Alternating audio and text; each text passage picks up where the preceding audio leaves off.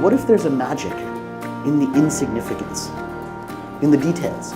Instead of the strategy, instead of the big vision, what if we could focus on the insignificant? If you can train yourself to pay attention, you will see things other people don't see. You will understand how this world around you works.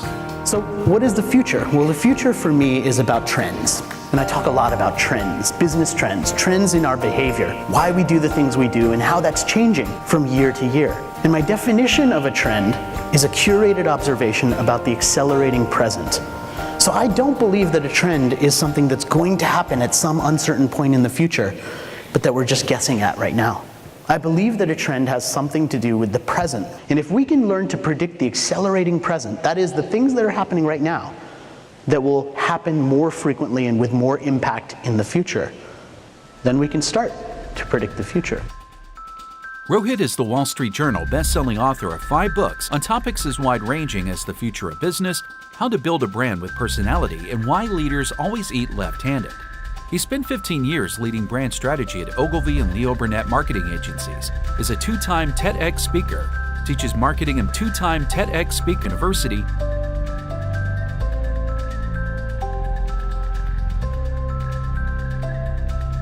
We can't tell people that what we're selling is something and expect them to not see through it. Is this product actually coming from the Swiss Alps, or are we just Evian spelled backwards? Are we just naive? Donut seeds. This is the next big product on Amazon.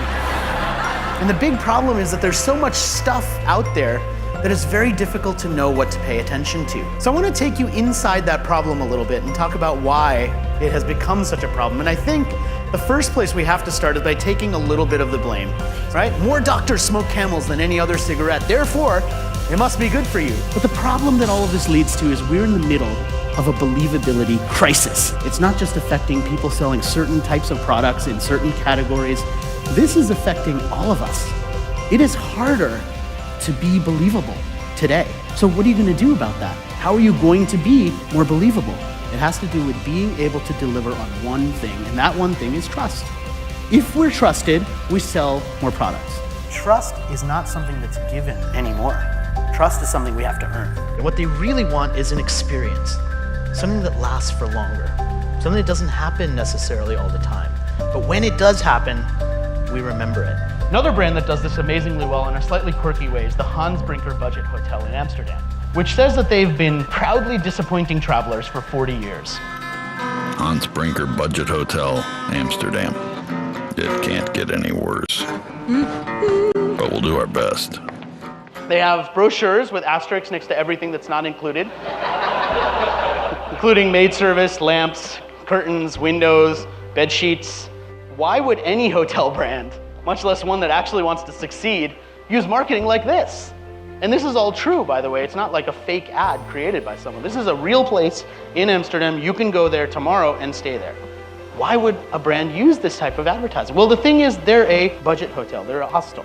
And so the people who stay there are young 20-somethings who are backpacking across Europe, people who don't have a lot of money. Now, somebody who is 20-something backpacking through Europe, what's the thing that's most important to them? Is it comfort and luxury? No, it's the story, right? It's mostly about the story that you tell. Be human, be real, be truthful. Makes a difference. The sad fact of media is this video, which was titled Squirrel Dodges Lamborghini, was the #1 video several years ago for 3 days straight. So how do we get past that? Because this is not information overload, this is noise overload. How are we going to ignore that noise and actually figure out what matters? Curation is the key. Curation is the one thing.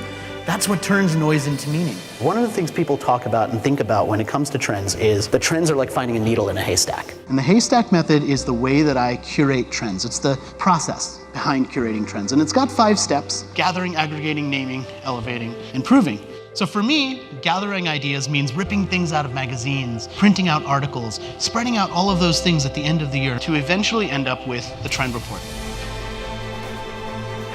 I think trend curation is spending most of your time taking the hay and gathering it so that you can put the needle in the middle of it.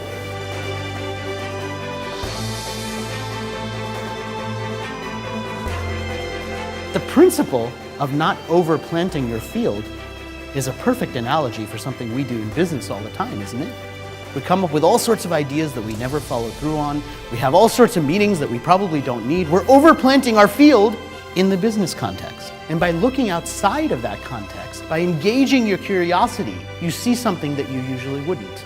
You see a pattern that you might have otherwise missed. And not only would you be able to engage that curiosity, to see those patterns, but you'd also be further along to predicting the future.